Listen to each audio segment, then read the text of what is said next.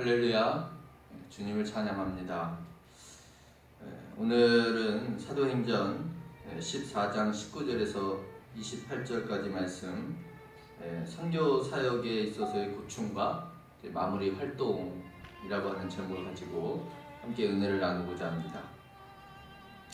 안디옥 교회 파송으로 시작된 이 바울과 바나바의 첫 선교지는 구브로 또 살라미라고 하는 곳이었죠.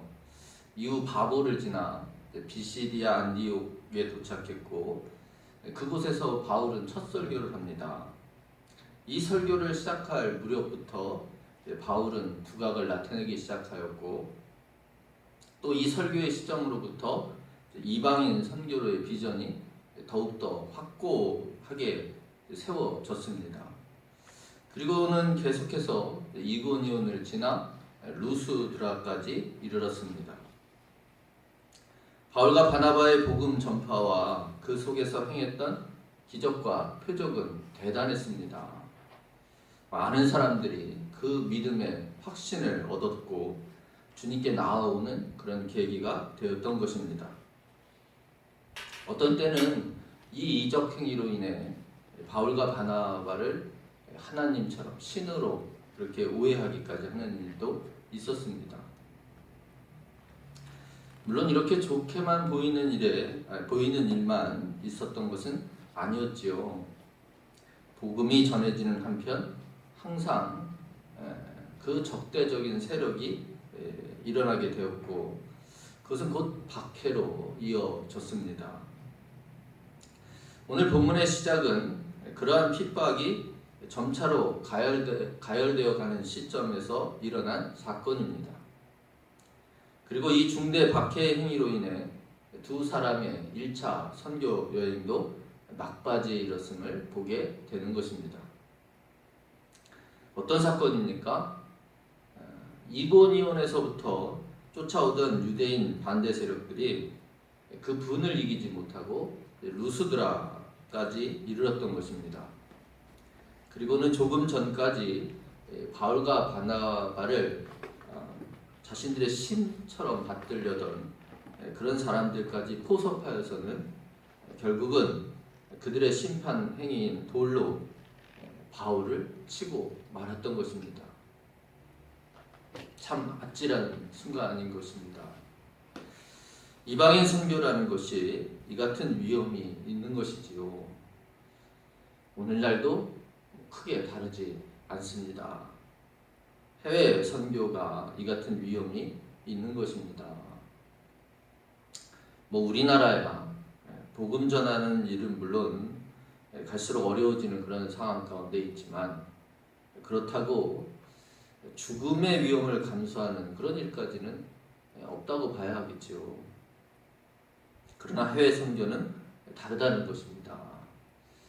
복음 전파의 속도는 좀 빠를 수 있지만 곧 새로운 것이라 여겨 사람들의 반응이 좀 즉각적인 측면이 있지만, 그러나 한편 다른 측면에서는 자기 것을 고수하기 위한 그런 무리들에 의해서 그만큼 적대적일 수가 있는 것입니다.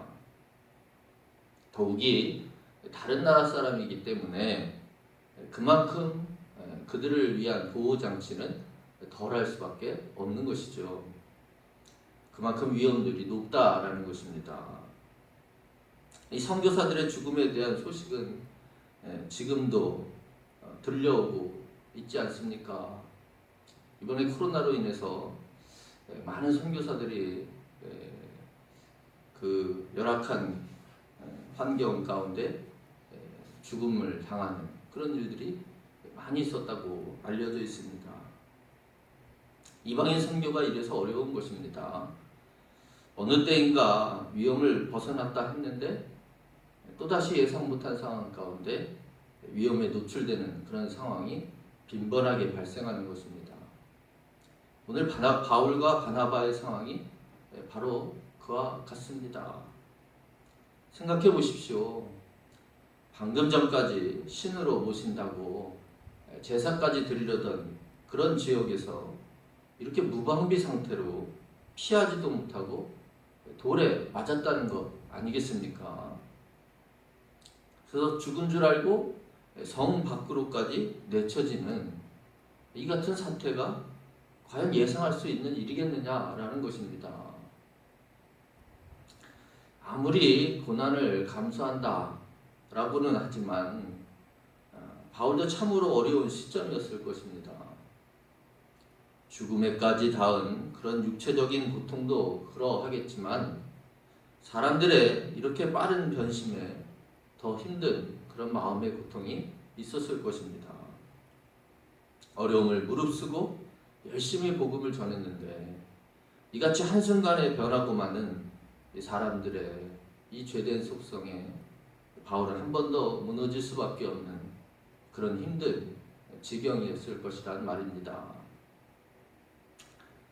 여러분, 사람을 보면 항상 실망스럽지요. 만족할 만한 수준의 사람이 있겠습니까? 내 마음에 쏙 드는 사람이 있겠느냐고요. 안 그렇습니까, 여러분? 여러분의 남편, 아내, 그래도 그중 마음에 들어서 그래서 결혼하는 것 아니겠습니까? 그런데 왜 그렇게 돌아서면 남편 흉을 보고 또 아내 흉을 보는 것입니까? 만족스럽지 않은 것이죠. 내가 선택했는데도 만족스럽지가 않아요. 내가 낳은 자식이라고 다르겠습니까? 내가 뽑은 대통령이라고 만족스럽습니까? 정우성이하고 살면 만족스러울 것 같은가요? 김태희하고 결혼한 비가 항상 좋겠습니까? 내 이기적인 판단이 물론 문제이겠지만 세상에 만족할 만한 수준, 내 수준에서도 만족할 만한 그런 사람은 없다는 것입니다. 내 이기적인 판단만큼이나 사람들은 이기적입니다. 그래서 결코 서로에게 온전한 만족을 할 수가 없는 것이죠. 이것은 인간의 죄성에서 비롯된 것이라 할 것입니다. 서로 돕는 배필이라고 아담과 하와를 하나님이 지으시지 않았습니까? 근데 나중에는 어떻습니까? 서로 그 죄를 떠넘기기에 바쁜 그런 모습이 되었지 않느냐라는 것입니다. 그러므로 믿는 사람들은 특별히 이 복음을 전함에 있어서 반드시 이 점을 명심해야 할 것입니다. 기대심을 너무 크게 가져서는 안 된다라는 것이지요. 아니 아예 포기하고 또 그렇게 접근해야 아주 작은 변화라도 감사할 수 있을 것입니다. 그렇지 않으면 이 사역을 함에 있어서 그 일의 무게로 인해 힘들어서인 것보다도 사람 때문에 실망하고 지쳐서 더 포기하게 되는 그런 일이 벌어지는 것이지요. 그러므로 이 점을 알고 마음으로부터 접고서 인내를 무기로 삼아 일하지 않으면 결코 감당할 수 없는 일이 바로 우리의 사명인 것입니다. 오늘 바울의 선교는 성공이겠습니까? 실패이겠습니까?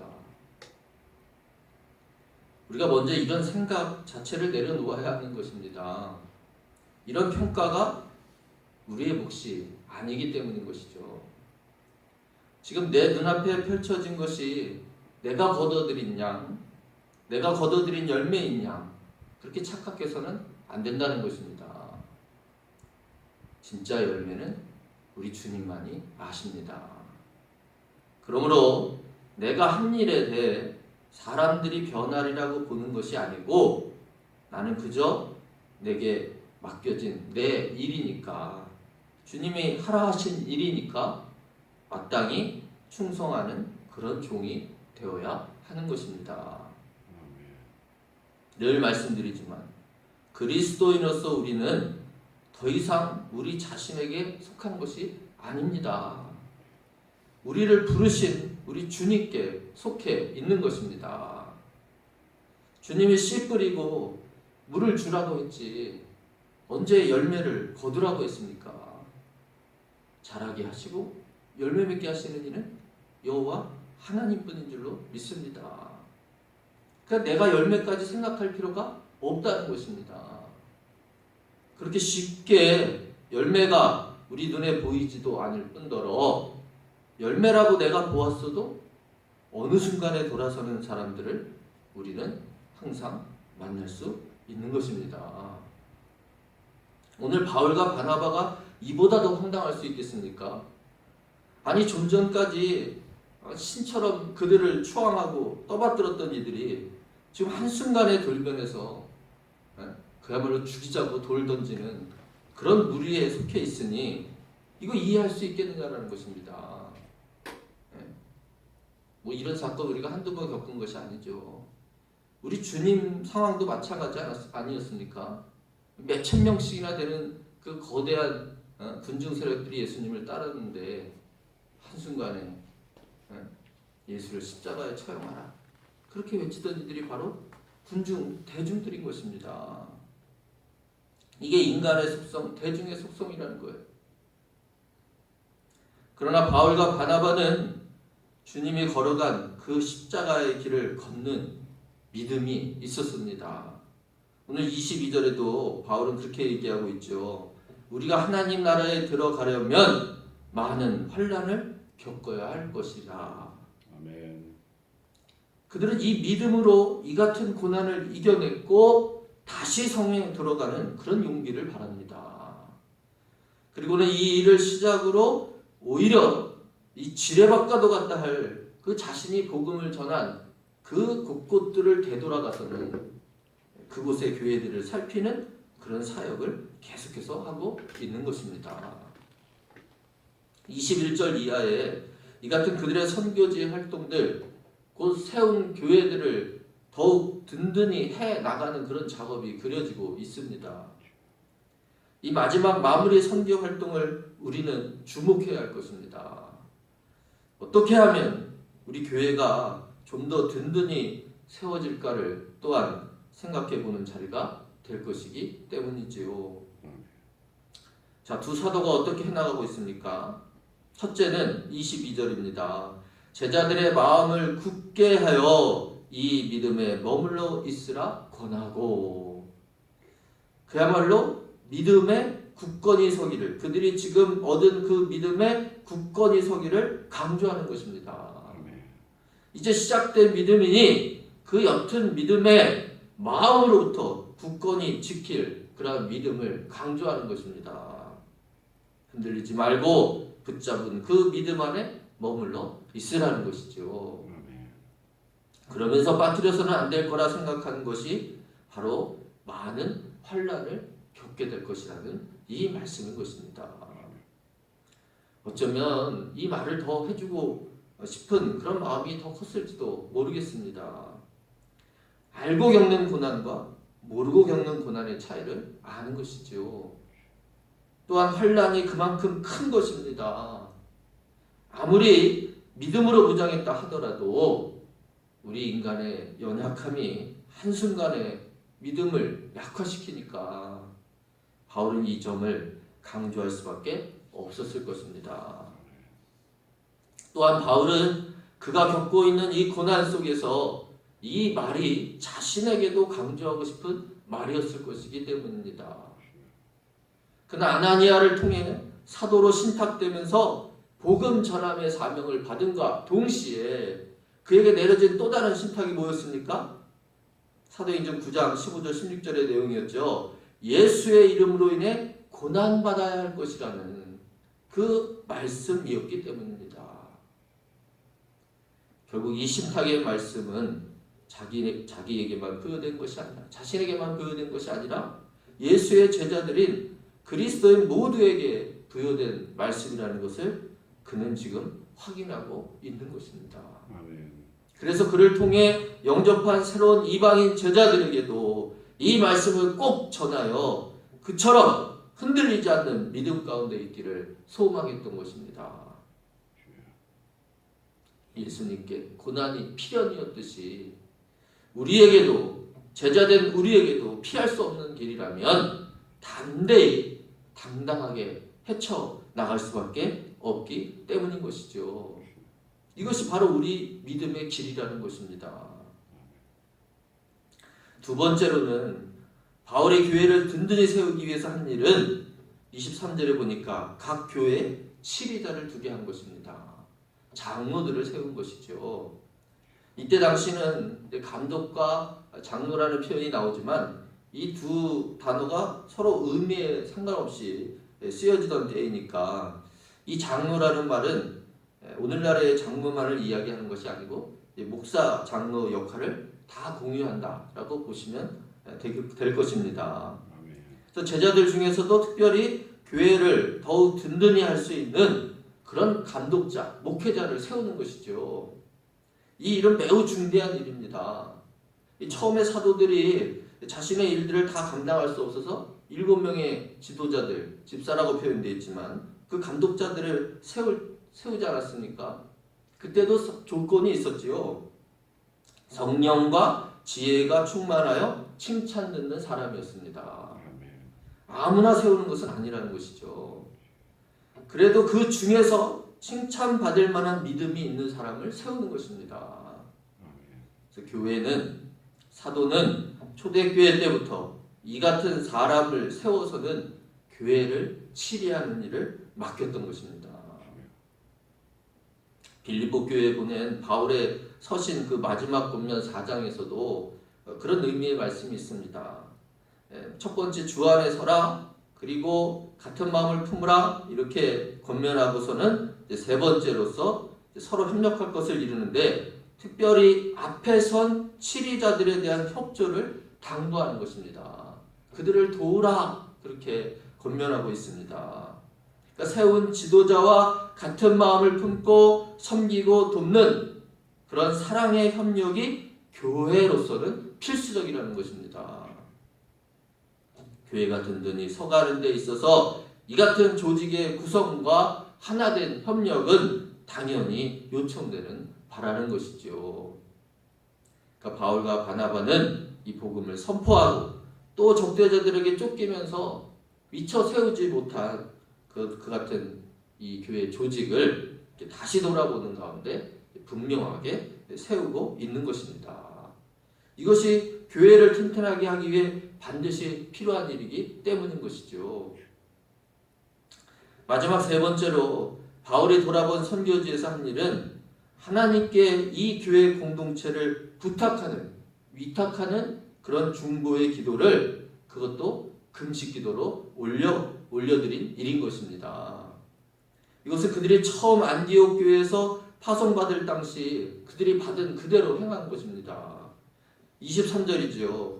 각 교회에서 장로들을 택하여 금식 기도하며 그들이 믿는 주께 그들을 위탁하고. 그러니까 시작과 마찬가지로 마지막 마무리도 역시 누구를? 우리 주님을 의지하는 것이죠. 하나님께 모든 것을 의탁하는 것입니다. 모든 일을 계획하시고 그 걸음을 인도하시는 분은 여호와 하나님이심을 확신하여 드리는 그러한 믿음의 자세인 것입니다.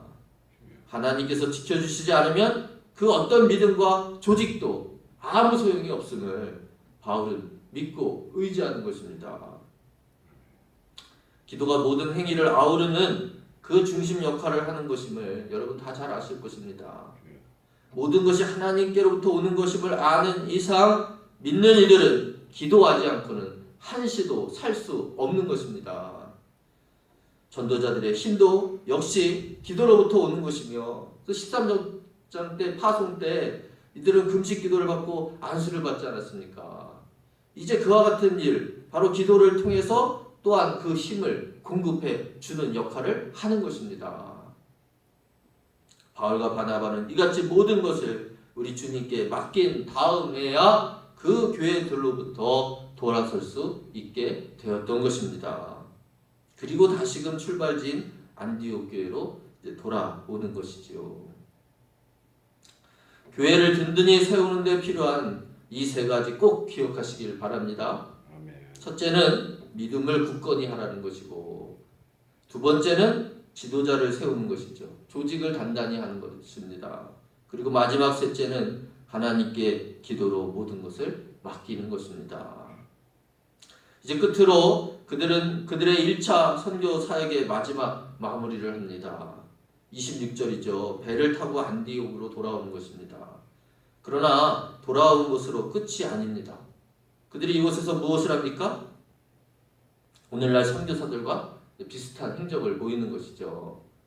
먼저는 27절에 보니까 선교 보고를 하는 것입니다. 하나님이 함께 하신 일을 성도들과 나누는 것이죠. 이방인들에게 믿음의 문을 여신 것을 간증하는 것입니다. 한마디로.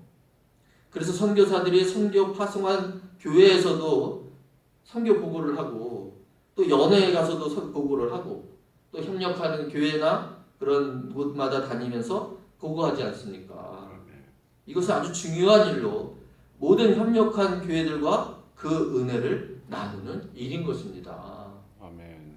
내가 가지는 않았다 하더라도 여러 모습으로 협력하며 같이 일했기에 그래서 그곳에서의 하나님의 역사하심에 대해 나도 동참케 하는 것입니다.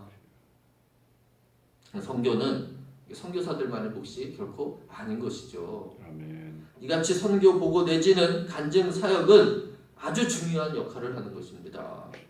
은혜를 나누는 일과 동시에 그곳의 형제에게 관심을 더 갖게 하게 하고 그래서 더 기도하게 하고 더 도울 수 있는 방법을 찾게 하는 등 반드시 꼭 해야 할 일인 것입니다.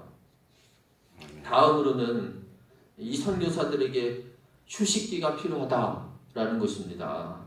충전의 시간이 필요한 것입니다. 28절에 보니까 제자들과 함께 오래 있으니라.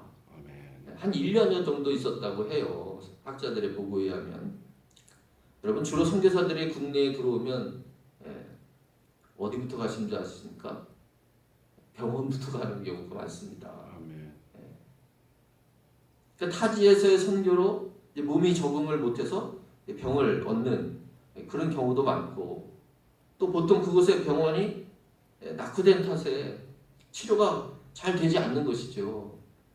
그래서 선교사들이나 그 가족들이 사실상 이 풍토병 등에 의해서 순교하는 경우가 많습니다. 저하고 연관되어 있는 선교사들도 기도 제목을 보면 꼭 가족의 건강이 들어 있습니다. 대부분 현재 병을 앓고 있는 경우도 많습니다. 참 이런 것만 생각해도 해외 선교를 감행하는 일이 얼마나 어려운 일인가를 알 수 있는 것이죠. 쉬운 병도 병원이 없거나 치료 능력이 없어서 못 고치기도 하니까요. 바울도 바나바도 휴식기를 가져야 했을 것입니다. 아시는 것처럼 바울은 돌에 맞아서 거의 죽다 살아났지 않았습니까? 그리고도 계속해서 강행군을 했으니 교회 돌보는 일들을 했다고 그러지 않았습니까? 그랬으니 그 몸이 과연 온전하겠느냐라는 것입니다. 하나님께서 우리에게 안식일을 허락하셨듯이 선교사들의 이 같은 재충전의 시간 또한 필요한 것입니다. 그래서 보통 감리교회에서는 선교사들이 7년째 되는 해 거의 1년씩 휴식기를 갖게 하는 경우가 있습니다. 그래서 뭐 휴식하는 동안에는 계속 지원을 해야 되냐 말아야 되냐 교회에서 그런 얘기도 오고 가기도 하는데 당연히 계속 지원을 해야죠. 거기까지가 다 선교의 일이기 때문입니다. 바울도 이렇게 1년여를 휴식하였다. 아까 말씀드렸지만 학자들은 보고 있습니다. 그러면서 갈라디아서를 집필하지 않았겠는가 하는 것이죠. 휴식을 취하면서도 그는 그가 할 수 있는 그 선교지의 돌봄을 계속해서 갖고 있는 것입니다. 그러니까 직접 다니면서 복음을 선포하고 죽을 고생을 하면서도 하나님 바라보며 교회 세우기를 멈추지 않고 또 그 휴식 기간조차도 먼 발치서라도 교회가 든든히 서가도록 편지로 권면하고 위로하는 이 바울과 바나바의 모습이 바로 진정한 사명자로서 또 선교사로서의 오늘 우리가 닮아야 할 모습인 줄로 믿습니다. 아멘. 이렇게 휴식기를 갖는 것까지 해서 바울과 바나바 두 사도의 1차 선교 여행은 끝이 나게 됩니다. 아멘. 사랑하는 성도 여러분, 여러분 각자가 다시 한번 이 사도행전의 말씀을 붙들고 이 사도들의 선교 행적을 따라가 보실 수 있기를 바랍니다. 아멘.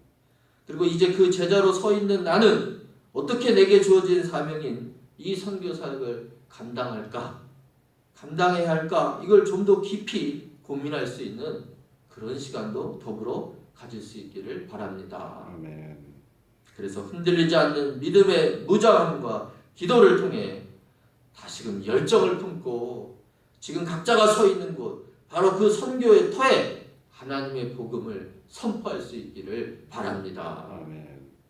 그리하여 마침내 우리 주님 오시는 날, 주님 만나는 그날에 참으로 칭찬받고 상급받는 면류관, 영광의 면류관을 얻는 그런 저와 여러분이 되시기를 주님의 이름으로 축원합니다. 아멘. 아멘.